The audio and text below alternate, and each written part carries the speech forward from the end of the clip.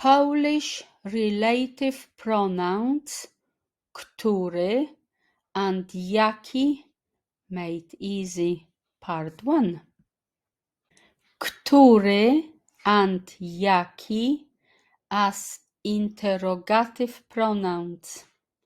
The Polish pronouns który and jaki, mostly translated as which or what, have several uses. Probably the most straightforward one is asking questions.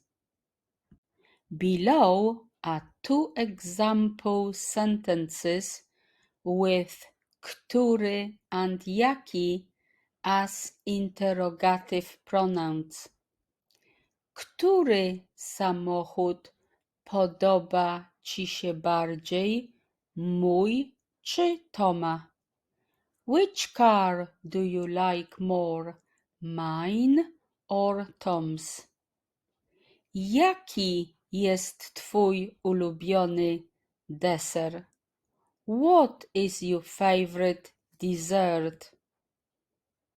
Though their English translations are usually the same, the two pronouns can rarely be used interchangeably. Który is used when talking about entities that are being singled out from a specific number of options. On the other hand, jaki is used to refer to entities from a more indefinite set of options. It might seem a bit confusing when put this way. So let's take a look at some examples. Który kraj Unii Europejskiej jest najbiedniejszy? What is the poorest country in the European Union? The sentence refers to an entity belonging to a very specific group, the 28 member states of the European Union. Because of this, który is the preferred option. Który z nich jest sprawcą? Which one of them is the culprit? Here, the set of referents is a limited group of suspects. Once again, który is the way to go. The pronoun can be used for both human and non-human entities. Jaki kolor ma jej sukienka? What color is her dress? In this case, no specific set of colors to choose from comes to mind, and we cannot really rule out any answer. This is why jaki is the correct pronoun here.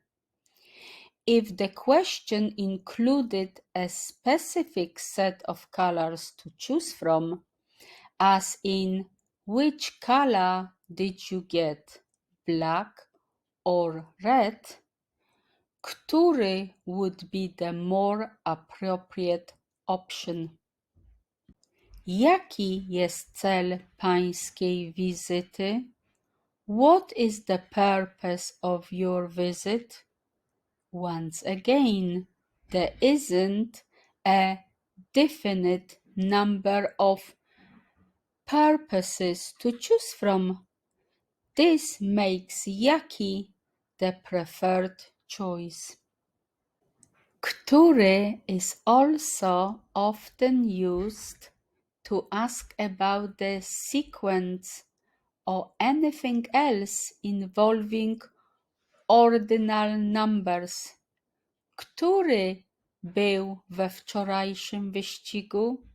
What place did he finish in yesterday's race? Jaki can appear in questions, asking about the class to which the given entity belongs. So, it is sometimes translated as what kind of, what sort of, or simply what. Jaki ser lubisz najbardziej? What kind of cheese do you like the most? Jaki is also used to ask about a person's or thing's characteristics, which means it can be translated as what is something like. Jaki jest jej mąż? What is her husband like? Finally, jaki sometimes appears in exclamations that emphasize some specific adjective.